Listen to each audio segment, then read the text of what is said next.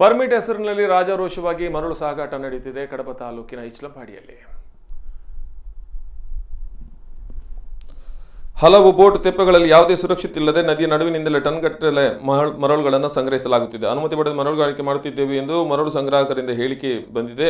ಅನುಮತಿ ಪತ್ರ ಒಂದು ಕಡೆ, ಮರಳು ಸಂಗ್ರಹ ಇನ್ನೊಂದು ಕಡೆ ಆರೋಪ ಕೇಳಿ ಬಂದಿದೆ. ನಂಬರ್ ಪ್ಲೇಟ್, ಇನ್ಶೂರೆನ್ಸ್, ಫಿಟ್ನೆಸ್ ಇಲ್ಲದ ಲಾರಿಗಳಲ್ಲೂ ಮರಳು ಸಾಗಾಟ ನಡೀತಾ ಇದೆ. ಟಾರ್ಪಾಲ್ ಮುಚ್ಚಿ ಸಾಗಾಟದ ವ್ಯವಸ್ಥೆ ಇಲ್ಲ. ನದಿ ತೀರದಲ್ಲಿ ಟನ್ಗಟ್ಟಲೆ ಲೋಡ್ ಮರಳು ಸಂಗ್ರಹ ಪತ್ತೆಯಾಗಿದೆ.